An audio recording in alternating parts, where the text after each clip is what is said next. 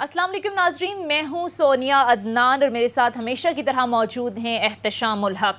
नाज़रीन, प्रोग्राम में आज सबसे पहले बात करेंगे पाक फौज में आला सतह पर होने वाली तकर्रियों और तबादलों से मुताल्लिक। कोर कमांडर्स की तब्दीलियों के साथ साथ DGISI की तब्दीली भी आज अमल में आई है और लेफ्टिनेंट जनरल नदीम अंजुम को DGISI तैनात कर दिया गया है, जो कि इससे पहले कोर कमांडर कराची तैनात थे। इसके साथ साथ नाज़रीन, IGFC बलोचिस्तान नॉर्थ के ओहदे समेत दीगर अहम जो हैं उन पर अपनी जिम्मेदारियां सरअंजाम दे चुके हैं, जबकि दूसरी तरफ लेफ्टिनेंट जनरल फैज हमीद को कोर कमांडर पेशावर तैनात कर दिया गया है। अब रूटीन के अंदर तो ये तकर्रियां और तबादले होते रहते हैं, लेकिन DGISI की तबादला और फिर जनरल फैज हमीद की बतौर कोर कमांडर पेशावर तैनाती कितनी अहम है, खासकर इस वक्त जो खित्ते की सूरत हाल है इस तनाजुर में अगर देखा जाए। इस मामले पर तफसील से आज के प्रोग्राम में हम बात करेंगे। इसके साथ साथ नाजरीन, मरियम नवाज साहिबा की जानिब से आज एवन फील्ड केस में अहम पेशी थी, लेकिन पेशी के बाद उन्होंने जो मीडिया टॉक की, एक बार फिर हमने देखा कि मरियम नवाज साहिबा की जानिब से इदारों पर तनकीद की गई। न सिर्फ हमने देखा कि इदारों पर, बल्कि साबिक चीफ जस्टिस के हवाले से भी उन्होंने बात की। DGISI का नाम लेकर मरियम नवाज की जानिब से एक बार फिर तनकीद की गई। ये कोई पहला वाकया नहीं है, ये कोई पहली बार नहीं है। हमने देखा कि मुस्लिम लीग नून का ये वतीरा रहा है और आज दोबारा से यही सूरत हाल हमें देखने को मिली। अब सवाल ये है कि मरियम नवाज आखिर क्या मकासद हासिल करना चाहती हैं, ये मैसेज किसको दिया जा रहा है। आपको याद होगा कि वो ये भी कहती रही हैं कि मुज़ाहमत होगी तो ही मुफाहमत होगी। तो क्या मुज़ाहमत करके इदारों को प्रेशराइज करना मकसद है? क्या सारे इदारे इन्हीं के खिलाफ साजिश करते हैं? ये हो क्या रहा है? इसके साथ साथ नाज़रीन, कल मरियम नवाज साहिबा से एक सहाफ़ी ने सवाल भी किया कि जो पिटीशन आप दायर कर रही हैं इसमें आपके चचा का भी आशीर्वाद है, तो उनकी जानिब से जवाब दिया गया कि चचा कहाँ आ गए बीच में, आप मुझसे सवाल करें। आज भी जब उनसे सवाल हुआ तो उन्होंने कहा कि ये मेरा और नवाज शरीफ का मामला है, पार्टी और चचा को आप बीच में ना लाएं। तो ये क्या चल रहा है पार्टी के अंदर? क्या पार्टी अलग है और नवाज शरीफ और मरियम नवाज साहिबा अलग हैं? सारे मामले पर तफसील से बात करेंगे। इसके साथ साथ नाज़रीन, एक और अहम मामला, वज़ीर आज़म की मंजूरी के बाद तरमीमी ऑर्डिनेंस का जो मुसव्वदा था चेयरमैन नैब की तैनाती के हवाले से, वो सदर मुमलिकत को अरसाल कर दिया गया है। अब जब तक जो है मुशावरत के ज़रिए मुशावरत नहीं होती नए चेयरमैन नैब की तैनाती के हवाले से, जस्टिस रिटायर्ड जावेद इकबाल ही जो है वो चेयरमैन नैब रहेंगे। अब ये सारा मामला कहाँ जाएगा, इस पर भी आज के प्रोग्राम में तफसील से बात करेंगे। सारे मामला तफसील से बात करने के लिए प्रोग्राम में हमें ज्वाइन किया है, प्रोग्राम में हमें ज्वाइन कर चुके हैं जनरल रिटायर्ड अजाज अवान साहब। बहुत बहुत शुक्रिया सर आपके वक्त का। जनरल साहब, सबसे पहले बात करते हैं, काफ़ी बड़ी रिशफल है, ज़ाहिर रूटीन की तकर्रियाँ और तबादले तो होते रहते हैं, लेकिन नए DGISI lieutenant general Nadeem Anjum की तैनाती और फिर लेफ्टिनेंट जनरल फैज हमीद की बतौर कोर कमांडर पेशावर तैनाती को आप कैसे देखते हैं? कितनी अहम हैं ये तैनातियाँ, खासकर खित्ते की सूरत हाल के तनाजुर को इस वक्त देखा जाए तो? Sonia, thank you very much. पहली बात यह है कि मैं इससे भी एक रूटीन की ट्रांसफर पोस्टिंग देखता हूँ, क्योंकि जनरल फैज हमीद अपनी जिम्मेदारियां वैसन तरीके एज ए DGISI निभाने के बाद अब उन्होंने कोर कमांड करने के लिए जाना था, तो उन्हें यहाँ से अब भेज के उनको कोर की कमांड दी गई है, जो कि एक एसेंशियल पार्ट है इस रैंक एंड सर्विस स्ट्रक्चर में कि एक लेफ्टिनेंट जनरल को कोर कमांड करनी होती है। वो तभी एलिजिबल हो सकते हैं फर्दर प्रमोशन के लिए, और वैसे भी it's a matter of an honour to command a core. तो इसलिए वो कमांड असाइनमेंट जो प्रोफेशनल ग्रोथ का एक एसेंशियल हिस्सा है और प्रोफेशनल डिलीवरेंस का एक एसेंशियल हिस्सा है कि वो अपना एक्सपीरियंस शेयरिंग करें, तो कोर कमांड जरूरी होती है। लिहाजा मैं समझता हूँ कि ये एक रूटीन पोस्टिंग है। अब वो पोस्टिंग के लिए ड्यू थे, और जो नए जो जनरल नदीम तैनात हुए हैं वो यकीनन प्राइम मिनिस्टर ऑफ पाकिस्तान के आशीर्वाद से, पाकिस्तान आर्मी के रिकमेंडेशन पर ही तैनात हुए हैं। तो इसमें मुझे कोई ऐसी गैर मामूली पोस्टिंग, ट्रांसफर या कोई ऐसी चीज नजर नहीं आती। रहा पेशावर में जाना, यकीनन इस वक्त मोस्ट सेंसिटिव जो हमारा बॉर्डर है 2610 किलोमीटर अफगानिस्तान पाक अफगान बॉर्डर, उसको ये लुक आफ्टर करती हैं दोनों कोर्स, क्वेटा एंड पेशावर। तो पेशावर के एरिया सेंसिटिविटी के एतबार से और जिस तरीके की रापो डेवलप करते हैं जनरल फैज हमीद, اور انڈرسٹینڈنگ ان کی ہے اس پورے انوائرمنٹ کی کہ افغانستان میں کیا ہو رہا ہے، پاکستان میں کیا ہو رہا ہے، بارڈر مینجمنٹ کے حوالے سے کیا ہو رہا ہے، بارڈر فینسنگ اور پروٹیکشن کے اعتبار سے کیا ہو رہا ہے، اور کون کون سی فیسلٹیز ہمارے پاس ہیں بارڈر سرویلنس کے لیے. تو میرے خیال میں ان کا نالج اینڈ ایکسپیرینس بہت کارآمد ثابت ہوگا ڈیلیورنس میں ایز اے کمانڈ.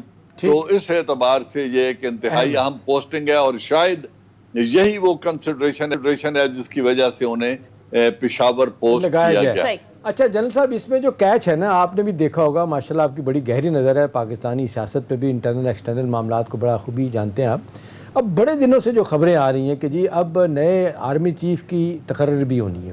اس حوالے سے اگرچہ ابھی خاصا وقت رہتا بھی ہے، اور آپ نے بالکل صحیح کہا کہ کور کمانڈر جب تک آپ ایک کور نہ ہیڈ کریں تو آگے پروموشن کا معاملہ بھی ہوتا ہے. اب ان کا نام بڑے دنوں سے آ رہا ہے کہ جی 2 لوگ رہے ہیں ٹاپ پہ، جن میں سعد شمشاد مرزا ہیں جو ان سے سینئر ہیں. کہا جاتا ہے کہ جی وہ ان کو جوائنٹ چیئرمین چیف بنا دیا جائے گا، اور ان کا نمبر آ سکتا ہے آرمی چیف کے لیے فیض حمید صاحب کا. اسی تناظر میں بہت ساری باتیں ہوتی ہیں. اب اس ساری بات کا پاکستان کی سیاست سے بھی اور خطت کی سیاست سے بھی بڑا تعلق ہے.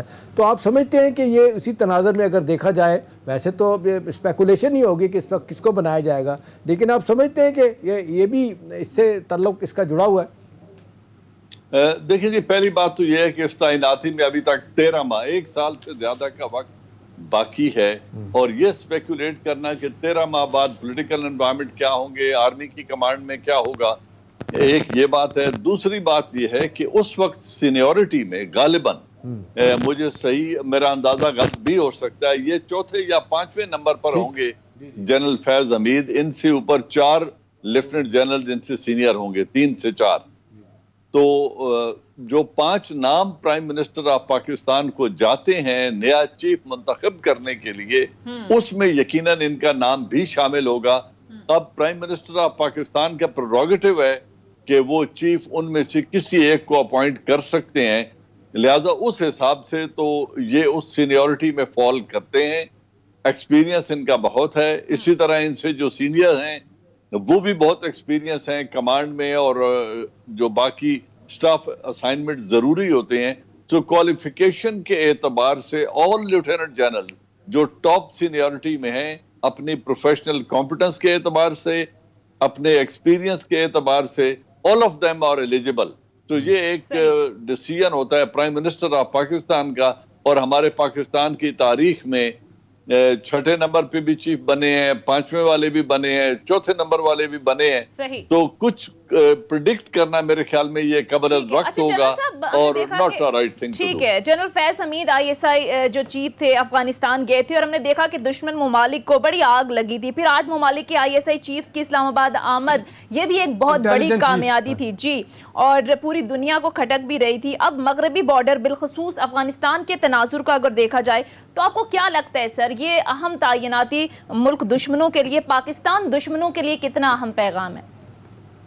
دیکھیں، میں سمجھتا ہوں پہلی بات یہ ہے کہ 8 جو انٹیلیجنس چیفز تھے، جن میں سے 2 ویٹو پاورز کے انٹیلیجنس چیف تھے، ان کا یہاں آنا، اس کو ہمیں شخصیت کے اعتبار سے نہیں دیکھنا چاہیے کہ یہ جنرل فیض حمید کی کامیابی تھی یا ادارے کی کامیابی تھی. میں سمجھتا ہوں کہ جو انسٹیٹیوشن آف ISI ہے وہ ایک ادارہ ہے جو آرمی چیف کی ڈائریکشن اور پرائم منسٹر کی ڈائریکشن پہ کام کرتا ہے. اس میں جو بھی لیفٹیننٹ جنرل جن کو تعینات کیا جاتا ہے DG ISI، ان کے ساتھ ایک پورا پیکج ہوتا ہے. ISI کا ایک انسٹیٹیوشنل سپورٹ اور بیکنگ ہوتی ہے. ان کے ساتھ بڑا ایکسپیرینس لاٹ آف جنرل، تقریباً 7 سے 9 جنرل ہیں جو ان کو اسسٹ کر رہے ہوتے ہیں. تو اس اعتبار سے میں اس کو کسی پرسنالٹی سے نہ ایٹریبیوٹ کروں گا، نہ I would like to take away anything from the experience of General Faiz Hameed. He has done his job very well. He has made us all proud. تو یہ جو 8 انٹیلیجنس چیفز کا آنا ہے، میں اس کو پاکستان کی اسٹریٹجی کا یا پاکستان کی فورن پالیسی کے اعتبار سے اس کو اس طریقے سے کہتا ہوں کہ یہ ایک بہت بڑی کامیابی تھی پاکستان کی فورن پالیسی میں، جس میں ایک کردار जनरल फैज हमीद का भी था। अच्छा एहतशाम साहब, अगर आप इस पर कमेंट करना चाहें तो ज़रूर, लेकिन सर कल अमरीकी नायब वज़ीर ख़ारजा भी पाकिस्तान के दौरे पर आ रही हैं, क्या इसकी अहमियत है और फिर क्या डिस्कस करने जा रही हैं, क्या है स्टोरी आपके पास? देखिए, दो तीन चीज़ें सोनिया बड़ी अहम है, जनरल साहब इस पर ज़रूर बात करेंगे। अब जब से ये अफ़गानिस्तान में 15 अगस्त को जिस तरीके से आप देख लें कि कहना चाहिए कि काबुल फाल हुआ था और अमरीकी अपना तालिबान वहाँ पे पहुँच गए थे और 31 अगस्त को यहाँ से आखिरी अमरीकी भी यहाँ से चला गया था और कमांडर उनके गए थे, उसके बाद से खित्ते की सूरत हाल बिल्कुल तब्दील हुई है। अब जिस तरीके से आप देख लें रॉ NDS का नेक्सस टूट गया है और बड़ी हद तक पाकिस्तान की सिक्योरिटी के मामलात बेहतर होते चले जा रहे हैं। तालिबान भी गारंटी कर रहे हैं कि जी हम अपने बार बार कहते हैं अपनी ज़मीन को बाहर की सरगर्मियों के लिए इस्तेमाल नहीं होने देंगे दहशतगर्दी के हवाले से। असल बात यह कि अमेरिकन के साथ जनरल साहब हमारे ताल्लुकात हमेशा हमने देखा है कि वो लव हेट रिलेशनशिप हमेशा से रहा है। इतना कुछ करने के बावजूद भी आपको याद है कि जिस तरीके से फॉर्मर सोवियत यूनियन को शिकस्त हुई थी और जाने के बाद बजाय इसके कि अप्रिशिएट करते हम पे आपने देखा कि सैंक्शन लगना शुरू हो गई थी, प्रेसल अमेंडमेंट आ गई थी। अभी जिस लिहाज से कहा जा रहा है कि जी एंगेजमेंट पॉलिसी क्या होनी चाहिए, पाकिस्तान तो हर तरह से बैलेंस करने की कोशिश कर रहा है। पाकिस्तान डेफिनेटली चाहता है कि अमेरिका और वेस्ट के साथ ताल्लुकात बेहतर हों, चाइना और बाकी लोगों से भी हों, क्योंकि हम पार्टी बनना नहीं चाहते किसी के साथ। हाँ, ये एब्सोल्युटली नॉट कह के प्राइम मिनिस्टर ने कम अज़ कम उन लोगों को ज़रूर हिलाया, ख़ास तौर पे अमेरिका में जो लोग चाह रहे हैं कि हमारी बात सुनी जाए, मानी जाए। अब बदलते हुए हालात में कहा जा रहा है कि ये बड़ा अहम दौरा है। ये डिप्टी सेक्रेटरी ऑफ स्टेट कई ममालिक में तो फॉरेन मिनिस्टर के बराबर उनका ओहदा समझाता है। उनका यहाँ आना विंडी क्या नाम है जी, विंडी शर्मन का उनका, हाँ वो हिंदुस्तान से होके आ रही हैं। वहाँ आना डेफिनेटली जो है ना वो अब बात होगी जी कि पाकिस्तान ये अदर दैन जो बात होती है कि जी दहशतगर्दी के अलावा भी बात होगी, मेरा ख्याल है इस हवाले से भी बात होगी। और दूसरा, अब वो जो बार बार कहा जा रहा है जनरल साहब, जो हमारी तलात हैं कि एक दफ़ा फिर बड़ा दबाव भरपूर अमेरिका लेके आना जा रहा है कि चाइना को किसी तरीके से पाकिस्तान से दूर किया जाए। और ये जिस तरीके से किसी ना किसी वजह से आपने देखा CPEC भी रुका रहा है, वो कहते हैं कि जी हम नहीं चलने देना। हिंदुस्तान का अमेरिका का नेक्सस बड़ा सामने आ गया, यूरोप के मालिक तो इसमें शामिल होने के लिए तैयार हैं, इटली तो पहले कह चुका है। अब बदलते हालात में आपको क्या लगता है कि एक तो ज़ाहिर है उन्हें पता चल गया है कि हम इस तरह नहीं कर सकते पाकिस्तान को लहदा करना। दूसरा ये कहा जा रहा है जनरल साहब कि वो बाकायदा तौर पर आके बात करने वाली हैं कि जी हमें आप एयर कवर देंगी, हम यहाँ से लोगों को जो अलकायदा के लोगों को मारना है, ISIS खुरासान को मारना है और लोगों को मारना है, आप हमें एक कवर दें, यहाँ से हमारे जहाज़ जाएंगे। पाकिस्तान उनको कहा जा रहा है कि पहली मुलाकातों में कह चुका है कि भाई नथिंग डूइंग, ये नहीं हो सकता। अगर आप नहीं करना है तो आप पहले बात करें अफ़गानिस्तान में अफ़गान लीडरशिप से बात करें, तालिबान से, अदरवाइज़ हमारे ताल्लुकात उनके साथ खराब। आपको इजाज़त देते हैं वो कहेंगे जी ये क्या हुआ, ड्रोन हमले आप कर रहे हैं। अभी आप देखने फ़ौरन बाद ही 150 लोग मारे गए थे, ड्रोन अटैक किया था और फिर दूसरा हमला किया, 9 लोग मारे गए जिसमें 7 कहा जाता है बच्चे भी थे। तो जनरल साहब आपको क्या लगता है कि ये हमें क्या डिक्टेट करने आ रही हैं, हमसे अब क्या अचीव करना चाहती हैं? बहुत से हवालों से तो हमारे लिए मुश्किलात पैदा कर सकते हैं वो प्रैक्टिकली देखा जाए। कुछ लोग कहते हैं नहीं कर सकते, देखें ना IMF है, FATF है, वर्ल्ड बैंक है और फिर हमारी खुद अपनी 45% हमारी एक्सपोर्ट्स हैं। हमारा सऊदी अरब के बाद सबसे ज़्यादा रेमिटेंसेज हमारी अमेरिका से आती हैं। हमारी मुश्किलात अपनी जगह, हमें ये आर्म ट्विस्टिंग के लिए आ रही हैं, क्या करना चाह रही हैं, आपको क्या लगता है? जी थैंक यू एहतशाम साहब। जो पहले आपने बात की है, एक तो हमारी तारीख हमें सामने रखनी पड़ेगी, क्योंकि we have been bending backward to please American right from the days of 60s। ठीक। और जैसे आपने कहा कि हमारे ताल्लुकात अनफॉर्चुनेटली ऐसे रहे हैं कि राइट फ्रॉम 60s या हम इस्तेमाल हुए हैं या हमारे ऊपर पाबंदियां लगाई गई हैं। 65 वार में हमारे ऊपर पाबंदी लगा दी गई जब हिंदुस्तान के साथ जंग थी, पाकिस्तान के स्पेस रोक दिए गए।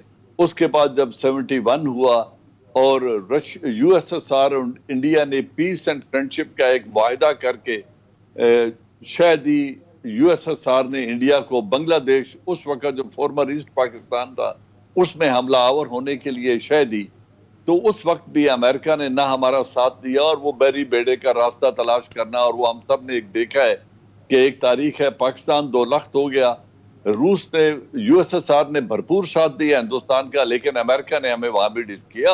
उसके बाद एक लंबी तारीख है, आप कारगिल को देख लें या उससे पहले 84 में जब हम USSR के खिलाफ तमाम तर ताउन कर रहे थे और एक जंग लड़ रहे थे अमेरिका के साथ मिलकर USSR के खिलाफ, ان دنوں میں ہندوستان نے 1984 میں سیاچن پر قبضہ کر لیا، نہ امریکہ نے ہمیں پیشگی اطلاع دی، نہ انڈیا کو ریٹریٹ کرنے پر مجبور کیا جس طرح ہمیں کارگل میں مجبور کیا گیا تھا، اس طرح کا کوئی دباؤ ہندوستان پر نہیں ڈالا گیا۔ تو امریکہ نے اس وقت بھی ہمارا ساتھ نہیں دیا بلکہ ہمیں استعمال کیا۔ اس کے بعد پریسٹر امینڈمنٹ آ گئی، پھر کیری لوگر بل ہمارے خلاف آ گیا، اس میں ہماری مشکلات میں اضافہ ہوا۔ پھر جب ہم نے 98 میں نیوکلیئر ایکسپلوژن کیا تو پھر ہمارے اوپر پابندیاں لگا دی گئیں، حالانکہ انڈیا ہم سے ایک ہفتہ پہلے یہ ایکسپلوژن کر چکا تھا اور ان پر اس وقت تک کوئی انگیجمنٹ پالیسی آپ کو کیا لگتا ہے کیا کرنا چاہ رہے ہیں؟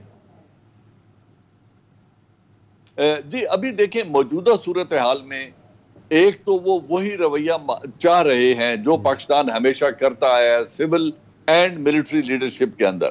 پاکستان جیسے میں نے کہا we have been bending backward، ہم پورا ہر اعتبار سے ان کے ڈکٹیٹس کو ایکسپٹ کرتے رہے ہیں، لیکن present political leadership and military leadership نے جو ایک سٹینس لیا ہے نو مور کا اور ایک اصولی موقف اپنایا ہے کہ اب ہم اپنے پڑوسی ملک پر حملہ آور ہونے کے لیے ایئر کوریڈور دینا یا ایئر بیسز پرووائڈ کرنا ہم ہرگز ایسا نہیں کریں گے۔ اور اس کے پیچھے ایک لاجک ہے، جو کام وہ ملک افغانستان کے اندر بیٹھ کر 1,40,000 ٹروپس کے ساتھ نہیں کر سکے، 20 سالوں میں نہیں کر سکے، 2.6 ٹریلین ڈالر خرچ کر کے نہیں کر سکے، 2.5 لاکھ افغانوں کو شہید کر کے نہیں کر سکے، وہ اب کسی دوسری جگہ سے ایریل سٹرائکس کے ساتھ وہ کیا نتائج اخذ کریں گے سوائے کولیٹرل ڈیمیج کرنے کے اور افغانوں کی میزری میں اضافہ کرنے کے۔ پہلے بھی امریکہ میں استعمال کرتا رہا اور آج بھی یہی وطیرہ ہے۔ ابھی بھی وہ جو آ رہی ہیں ابھی جو وہ آ رہی ہیں ان کے پاس بھی ایک سٹک اینڈ کیرٹ کا وہ فارمولا لے کے آ رہی ہوں گی یقیناً۔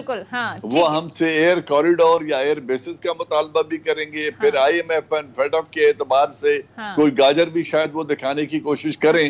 تو it will be a mixed package of pressure and some relief. اور دیکھنا یہ ہے کہ ہماری حکومت ان سب باتوں کو سن کے حکومت کیا کرتی ہے، حکومت کا رد عمل کیا ہوتا ہے۔ بل بریک کے لیے کہا جا رہا ہے، ناظرین بریک لیتے ہیں، بریک کے بعد واپس آئیں گے، کچھ مزید ایشوز پر بھی بات کریں گے۔ جنرل اعجاز اعوان صاحب ہمارے ساتھ ہی موجود رہیں گے، اسٹے ٹیون۔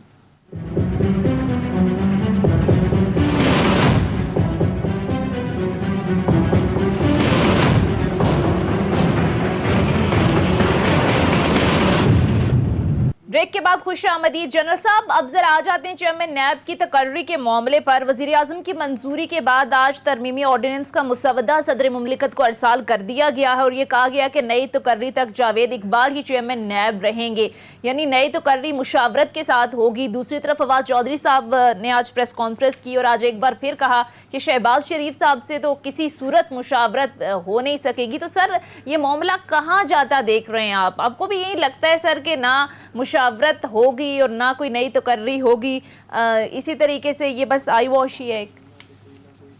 سونیا یہ ایشو بڑا کمپلیکس ہے دو وجوہات سے۔ پہلی وجہ تو یہ ہے کہ ہمارے لیڈر آف اپوزیشن ہوں یا most of the politician in opposition ہوں، ان کے اوپر کرپشن کے چارجز ہیں، ان کے کیسز نیب میں انڈر ٹرائل ہیں۔ اب یہ مورلی اور پولیٹیکلی کوئی ایسی وجہ بنتی نہیں کہ انہی لوگوں کو یہ اختیار دیا جائے کہ آپ کس آدمی کو چیئرمین نیب لگانا چاہتے ہیں، کیونکہ ایک حقیقت ہے اس سے کوئی صرف نظر کرنا چاہے تو اس کی مرضی ہے۔ ہماری تمام تر جو لیگل فریٹرنیٹی ہے یا جو ریٹائرڈ ججز حضرات ہیں، one way or the other وہ کسی نہ کسی بار کا حصہ رہے ہیں۔ بارز میں پولیٹیکل پارٹیز کا انفلوئنس زیادہ ہے اور اسی بار کا ریپریزنٹیٹو ہونے کی وجہ سے یہ کہنا کہ ان کو پولیٹکس سے بالکل ابو اور بالا تر سمجھا جائے، ایسا ہو نہیں سکتا۔ اب اگر انہی لوگوں کو اختیار دے دیا جائے کہ وہ کس شخص پر ہاتھ رکھنا چاہتے ہیں کہ ان کے کیسز کا ٹرائل کون کرے، تو یہ ایسے ہی ہے جیسے آپ کسی بھی آدمی کو، میں کسی کو کہہ نہیں رہا ہوں، آپ کسی چور یا مجرم کو کہیں کہ اپنی مرضی کا جج لگا لو، تو ایسا ہو نہیں سکتا۔ تو میرے خیال میں وہ جج جو وہ خود لگا چکے ہیں اس سے پہلے، انہی لوگوں کے تعینات کرنا ہے، ان کو ایکسٹینشن دے دینا ایک بہتر آپشن ہے بجائے اس کے کہ ان کو اس بات کا اختیار دیا جائے کہ آپ اپنے لیے ایک منصب کا انتخاب وہ خود کریں.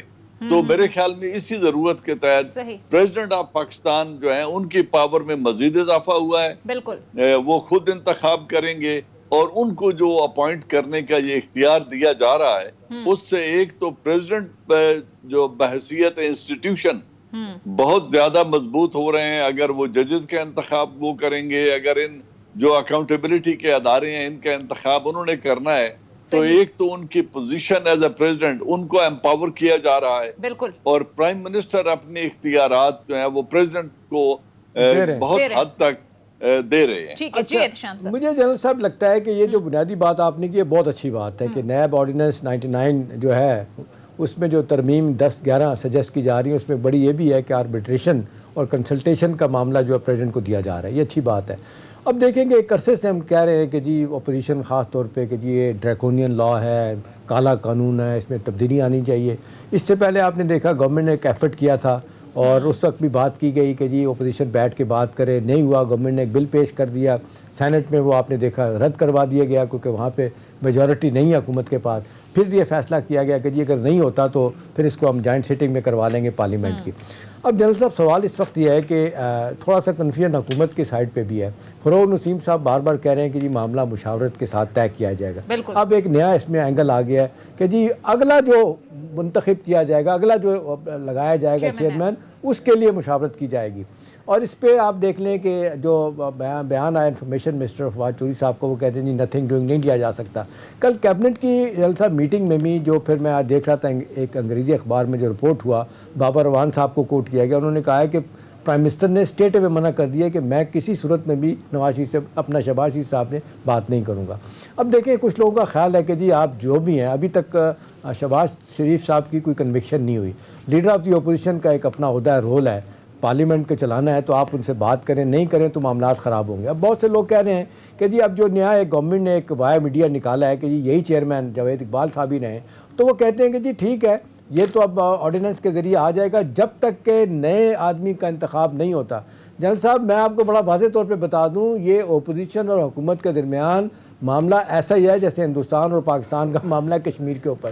یہ کبھی بھی ایک پیج پہ نہیں آئیں گے. یہ معاملہ پھر آپ کو یاد ہوگا کہ جب موجودہ چیئرمین لگایا گیا تھا تو 1.5 سال تک یہ لٹکتا رہا معاملہ, تعیناتی نہیں ہوئی. پھر سپریم کورٹ نے آرڈر کیا تھا لگائیں اس پہ, کیونکہ پیپلز پارٹی چاہتی تھی ہمارا آدمی ہو, نواز شریف صاحب چاہتے تھے ہماری پارٹی کا بندہ ہو, لہٰذا نہیں ہوا. اب یہی صورتحال ہے. لوگ کہتے ہیں معاملہ پھر خراب ہوگا, یہاں معاملات طے نہیں ہوں گے, پھر جائیں گے یہ اپنا پارلیمانی کمیٹی میں, اس کے بعد نہیں ہوگا تو سپریم کورٹ میں. ابھی بہت سارے لوگوں نے کہنا شروع کر دیا اپوزیشن کے لوگوں نے کہ مسئلہ لے کے ہم سپریم کورٹ میں جائیں گے. تو جنرل صاحب میرا آپ سے سوال ہے کہ گورنمنٹ آف دا ڈے بھی تو ذمہ داری ہے نا, آپ نے معاملات بھی تو چلانے ہیں نا.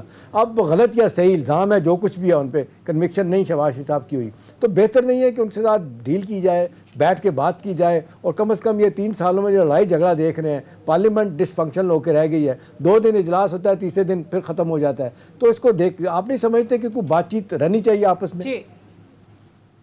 دیکھیں پرائم منسٹر عمران خان صاحب کی جو پوری کی پوری سیاست ہے, اور اس پوری کا محور یہ ہے کہ پولیٹیکل ایرینا میں جتنے کرپٹ لیڈرشپ ہے اب بقول ان کے یا ملک کی جو پولیٹیکل مزری ہے, اس کی ذمہ داری وہ ڈالتے ہیں بڑی 2 پارٹیوں کی لیڈرشپ پہ. اور اس کے علاوہ بھی بہت سارے ایسے پولیٹیشینز ہیں, چاہے وہ سینٹ میں ہوں, جو ایم این ایز ہوں یا ایم پی ایز ہوں, وہ سمجھتے ہیں کہ اس ملک کی جو بھی یہ غربت کی حالت ہے یا جو فائنینشیل کنڈیشن ہے, اس کی تمام تر ذمہ داری ان کرپٹ پریکٹسز کی وجہ سے ان پولیٹیشنز پر عائد ہوتی ہے. اور اسی لیے انہوں نے ایک انصاف کا نعرہ لگایا, ایک تحریک چلائی.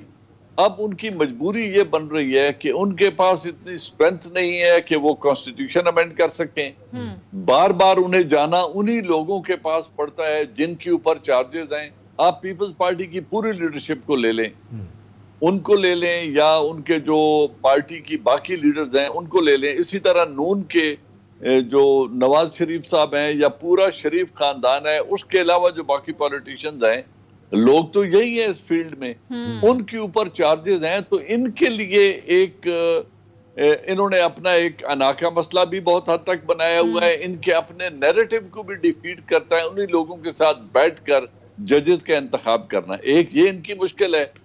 دوسری مشکل یہ ہے کہ ان کے پاس اکثریت ہے نہیں کہ یہ آئین امینڈ کر سکیں. اور تیسری مشکل یہ ہے کہ اگر وہ فلیکسیبلٹی نہیں دکھاتے تو پارلیمنٹ جس طریقے سے پچھلے 3.25 سال سے چل رہی ہے شاید آئندہ سال 1.5 سال بھی ایسے ہی چلے گی، اور وہ اس کو کامبیٹ کرتے کرتے ان کا ٹینیور پورا ہو جائے گا.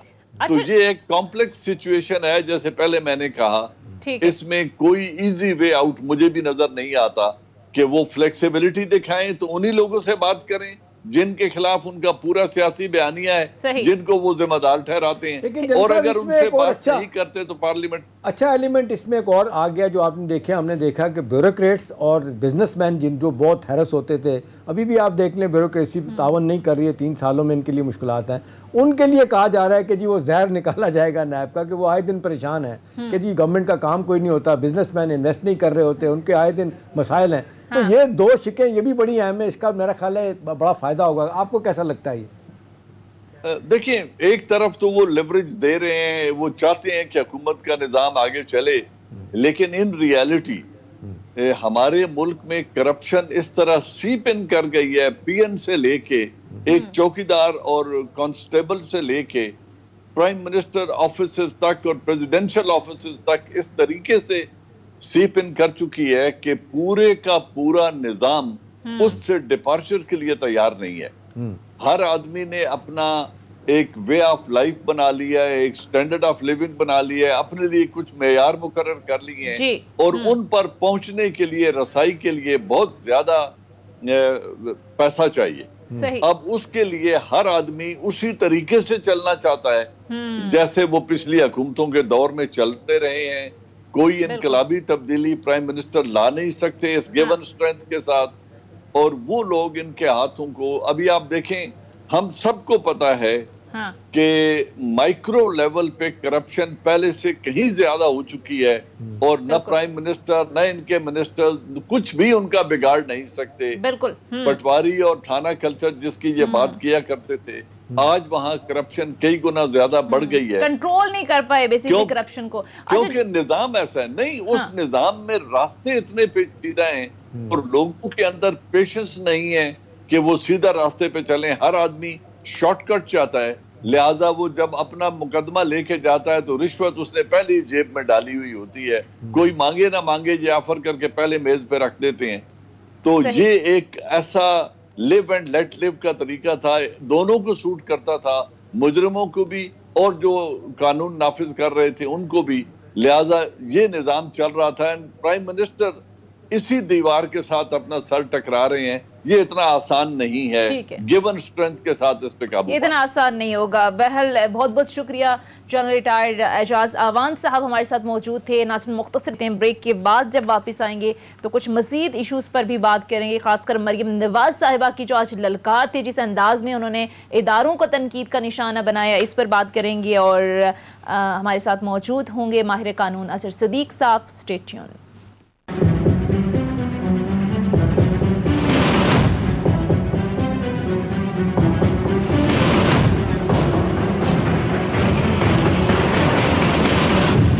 بریک کے بعد خوش آمدید پروگرام میں ہمیں جوائن کر چکے ہیں ماہر قانون اظہر صدیق صاحب. بہت شکریہ اظہر صدیق صاحب آپ کے وقت کا. اظہر صدیق صاحب، مریم نواز صاحبہ کی آج ایون فیلڈ کیس میں اہم پیشی تھی، لیکن پیشی کے بعد انہوں نے جو میڈیا ٹاک کی، ایک بار پھر ہم نے دیکھا کہ انہوں نے D G I S I کا نام لے کر تنقید کی. پھر سابق جو چیف جسٹس ہیں ثاقب نثار صاحب، 2 آصف سعید کھوسر صاحب، ان کو بھی نشانہ بنایا. اور سر ہم دیکھ رہے ہیں کہ یہ کیس اب فائنل فیز میں داخل ہونے جا رہا ہے. تو کیا لگتا ہے آپ کو، یہ کیا میسج دینا چاہ رہی ہیں؟ آپ کو بھی یاد ہوگی مریم نواز صاحبہ ہمیشہ کہتی رہی کہ مزاحمت ہوگی تو ہی مفاہمت ہوگی. تو یہ مزاحمت کر کے مفاہمت کا کوئی راستہ تلاش کر رہی ہیں یا کیا مقاصد ہیں ان کے؟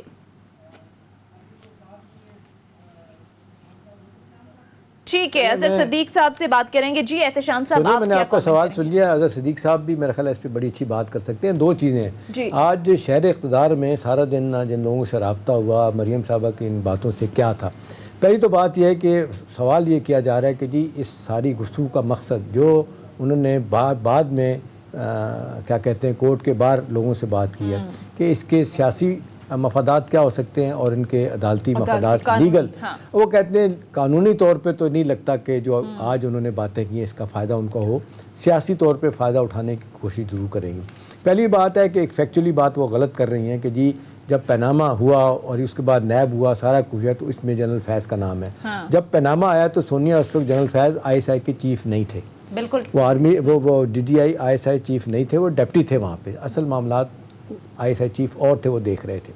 اور دوسری بات یہ ہے کہ جس طریقے سے انہوں نے آپ نے دیکھا کہ بڑا بھنا کے جواب دیے کہ جی جب پوچھا گیا ان سے کہ جی کیا یہ جو آپ نئی پٹیشن لے کے آئی ہیں آپ کے چچا شہباز صاحب کی بھی سپورٹ، سنا دیتے ہیں ذرا ہم اپنے ناظرین کو کہ کیا کہا جب ان سے ایک صحافی نے سوال کیا کہ جو پٹیشن آپ دائر کر رہے ہیں یہ آپ کے چچا کے آشیرواد سے ہی ہے، کیا جواب دیا مریم نواز صاحبہ نے؟ آپ کو سنواتے ہیں، پھر اس پر احتشام صاحب کا کامنٹ لوں گی۔ جی شفقت۔ احتشام صاحب، جماعت کو بیچ میں نہ لائیں، یہ ہماری جنگ ہے، یہ میری اور نواز شریف کی بات ہے، جماعت کو، یہ چچا کو بیچ میں نہ لائیں۔ دیکھیں کچا چٹا کی بات پہلے کر چکی ہے، انہوں نے کہا تھا بار بار کہتی تھی میں کھولوں گی جب یہ معاملہ ہوگا آگے، تو آپ نے دیکھا کہ پہلی ہیئرنگ میں جس طریقے سے عرفان قادر صاحب پیش ہوئے اس طرح کی کوئی بات نہیں کی گئی، اور بلکہ انہوں نے تو بڑا اسٹرانگ میسیج دیا کہ جی ہماری اداروں کے ساتھ کوئی لڑائی نہیں ہے، کوئی اس کو یہ نہ سمجھے، لیکن باہر نکل کے ان کی موکل جو ہے انہوں نے بالکل مریم صاحبہ نے ڈفرینٹ باتیں کی۔ سونیا دیکھیں 18 ماہ ہو چکے ہیں اس کیس کو، ایون فیلڈ کی جو اپیل کی ہے ہائی کورٹ میں، انہوں نے اسلام آباد ہائی کورٹ میں ایک ہیئرنگ ہو چکی ہے، میرٹ پہ ڈسکشن ہو چکی ہے، لہٰذا آپ اس ٹائم بٹس نہیں ہو سکتے، پہلے یہ بات ڈسکس ہوگی، ٹھیک ہے۔ دوسری پٹیشن بھی انہوں نے ایکسیپٹ کر لی ہے جس پہ انہوں نے کہا تھا کہ جی مجھے کس نے ہٹایا، کون لوگ پیچھے تھے، میں ان کو نام بتاؤں گی۔ دیکھیں اب سارا معاملہ جا کے رک گیا ہے کہ جی اس سے سیاسی طور پہ کیا فائدہ ہو سکتا ہے۔ میری آج کچھ لوگوں سے بات ہوئی ہے، میں بڑے واضح طور پہ بتاؤں، مجھے ایک بڑے اسلام آباد کے بڑے اہم آدمی نے بات بتائی سونیا کہ شہباز شریف صاحب کانٹیکٹ میں ہیں پنڈی والوں کے، اچھا جی ہاں، اور بڑے زبردست کانٹیکٹ میں ہیں، لہٰذا اب یہ چاہ رہی ہیں کسی طریقے سے چچا کا، اگرچہ شیخ رشید صاحب بھی کہہ رہے ہیں کہ جی پتہ کاٹنے کی کوشش کر رہی ہیں، لیکن سوال یہ ہے کہ جس طریقے سے شہباز شریف صاحب مفاہمت کے طور پہ چل رہے ہیں، اور میرا خیال ہے کوئی بھی سین آدمی پاکستانی سیاست میں وہ اداروں کے ساتھ لڑائی نہیں لڑنا چاہتا۔ آپ سپریم کورٹ کو بھی للکار رہی ہیں، جس طریقے سے گاڈ فادر کی بات کی تھی اور اپنے ہمارے چیف جسٹسز نے اس حوالے سے جو بات کی تھی دو لوگوں نے، اس پہ بھی آپ اعتراض اٹھا رہی ہیں۔ اب بات یہ ہے کہ پارٹی کے اندر تو لوگ بات کر رہے ہیں نا، خواجہ آصف سے پوچھیں وہ تو اوپن نہیں کہتے ہیں کہ بھئی تنازعات جو ہے نا وہ قیادت کا ہے، ہمارے اندر تنازع نہیں ہے، تنازع آپ حل نہیں کر پا رہے۔ اور پھر ایک اور میں بات بتا دوں، لوگ یہ بھی لیگل جو لوگ فیڈرلٹی کے لوگ ہیں وہ یہ کہہ رہے ہیں کہ جی یہ اوپن اینڈ شٹ کیس بنتا جا رہا ہے، اس لیے کہ اتنا اسٹرانگ کیس ہے کہ یہ مریم صاحبہ کی اپیل جو ہے نا وہ ریجیکٹ ہو جائے گی، اور موسٹ پرابلی بھی کہہ رہے ہیں کہ ان کو دوبارہ جیل میں جانا پڑے گا، ٹھیک ہے۔ اور پھر تیسری بات یہ کی جا رہی ہے کہ یہ جو 18 مہینے ڈیلے کیا یا مزید ڈیلے کرنے کی بات، بہت ٹائم مانگا نہیں دیا گیا، وہ یہی تھا کہ جی 2023 آئے گا، قاضی عیسیٰ صاحب بیٹھے ہوں گے وہاں پہ سپریم کورٹ میں، شاید ان سے ریلیف لیا جا سکے۔ اب اس میں میرٹ کے حساب سے تو لوگ کہتے ہیں کہ کیس اتنا مضبوط نہیں ہے، ٹھیک ہے نا۔ اب کیا میرٹ پہ تو بات نہیں کر رہی ہیں، وہ تو اب سیاسی طور پہ چیزیں لے کے آ گئی ہیں۔ انہوں نے جسٹ آپ نے دیکھا عرفان صدیقی صاحب جو ہیں اپنے شوکت صدیقی صاحب سابق ہائی کورٹ کے جج ہیں، ان کا ایک بیان لیا گیا، وہ یہ بھول نہیں ہے کہ جی سپریم جوڈیشل کونسل میں ان کا کیس ہے، سپریم کورٹ نے ان کو نکال دیا تھا، اس بنیاد پہ نکالا تھا کہ وہ سیاسی بیان بازی کر رہے تھے۔ آپ ان کے حق میں ایک بیان لے کے چل پڑی ہیں کیونکہ ان کا اپنا ایک گریوینسز گراؤس بن گیا ہے کہ مجھے ہٹایا گیا تھا، تو میرا خیال یہ بات بننے والی نہیں ہے سیاسی طور پہ۔ جی احتشام صاحب، یہ جو اداروں پر تنقید کا معاملہ ہے، پہلے ہم نے دیکھا نواز شریف صاحب نے تنقید کی، مریم کرتی رہی، پھر کچھ عرصے کے لیے خاموش ہو جاتے ہیں یہ لوگ، پھر سے اب جب جس طرح سے آپ نے بھی بات کیا کہ یہ کیس اب فائنل فیس میں داخل ہو رہا ہے، اوپن اینڈ شٹ کیس ہے، اب پھر سے DGI کا نام لے کر، سابق 2 چیف جسٹس کے نام لے کر للکارنا، ان کو پر تنقید کرنا، یہ کیا حاصل کرنا چاہتی ہے اور پیغام کیا دیا جا رہا ہے؟ دیکھیں سونیا، جو میں نئی لفظ یوز کرنا چاہتا، جو پارٹی کے اندر لوگ کہتے ہیں کہ بہت فرسٹریٹڈ ہیں، وہ جس طریقے سے چیزیں چاہ رہی تھیں وہ ٹھیک ہو جائیں، پارٹی کے اندر چیزیں ٹھیک نہیں ہوئی، چچا ناراض ہیں، حمزہ کے ساتھ جس طریقے سے ان کا آپ دیکھ لیں اختلاف سیاسی طور پہ بہت آگے چلے گئے ہیں، نواز شریف صاحب ماننے کے لیے تیار نہیں ہے کہ بدلتے حالات میں ایسا معاملہ نہیں چل سکتا، پارٹی کو بڑا سیریس ڈیمیج ہو رہا ہے، نقصان ہو رہا ہے، 2023 کا الیکشن سامنے ہے، پارٹی کے اندر اختلافات ہو رہے ہیں، مریم صاحبہ کو جو مینڈیٹ دیا گیا، جو کہا گیا کہ جی آپ نے لڑائی لڑنی ہے، وہ پارٹی کے لیے اور آئندہ کے الیکشن کے تناظر میں بالکل ٹھیک نہیں ہے۔ اب لوگ جو کھڑے ہو گئے ہیں ساتھ، آپ دیکھ لیں میجورٹی MNAs MPAs پارٹی کی سیکنڈ تھرڈ لیڈرشپ، 1-2 لوگوں کے علاوہ خاص طور پہ آپ دیکھ لیں شاہد خاقان عباسی ہیں، اور تھوڑا سا آپ دیکھ لیں جس سے احسن اقبال صاحب ہیں، باقی سارے لوگ جو ہے نا وہ ان سے اختلاف کر رہے ہیں کہ یہ پنپنے کے لیے، جینے کے لیے، سیاسی طور پہ हमारे लिए ठीक नहीं, हमें बहुत नुकसान होगा। मेरा ख्याल है जो सियासी फ़ायदा उठाने की बात है, अब देखना ही कि जो उनको मैसेज देती है, पहले भी कई दफ़ा मैसेज दिया, रिलीफ हासिल करने के लिए बात नहीं बनी। मेरा नहीं ख्याल कि लीगल पॉइंट्स पे जो केस है वीक है, जो लोग बता रहे हैं, जो लीगल माइंड है वो तो कह रहे हैं कि मुश्किल है, इसी वजह से उन्होंने लीगल बातों को छोड़ के सियासी बातों में उलझना पसंद किया। अच्छा एहतशाम साहब, आखिर में बलूचिस्तान की सियासत में भी खासी हलचल है, तो ये ऊंट किस करवट बैठता देख रहे हैं आप? क्या सिनेरियो चीफ बनता मिनिस्टर है? साहब जो है ना वो खासी मुश्किल में हैं, उनके खिलाफ बहुत सा लोग इकट्ठे हो चुके हैं। अब देखना यही है कि जिन्होंने उनको लगाया है, रखा हुआ है, बाप पार्टी और बाकी लोग हैं, वो किस हद तक उनके साथ खड़े होते हैं। लेकिन कुछ लोगों का ख्याल है कि जी एक राइवल ग्रुप है, उसमें कुदूस साहब एक जो हैं उनको शायद दोबारा जो स्पीकर भी रहे हैं उनको लाने की कोशिश की जा रही है। मेजर प्लेयर जो है ना शायद इस वक्त उनके साथ नहीं खड़े हैं, वो अकेले हैं इस वक्त चीफ मिनिस्टर साहब जो हैं। लेकिन देखना ये है कि अब क्योंकि खित्ते की सूरत हाल जो है वो भी जिस तरफ जा रही है, उनको हटाने से कितना नुकसान होगा, मेरा ख्याल है गेज। ठीक है, प्रोग्राम का वक्त खत्म हो चुका है। बहुत बहुत शुक्रिया एहतशाम साहब आपका। नाज़रीन, ये था हमारा आज का प्रोग्राम। फीडबैक जरूर दीजिएगा। अगले प्रोग्राम तक इजाजत दीजिए। खुदा हाफिज।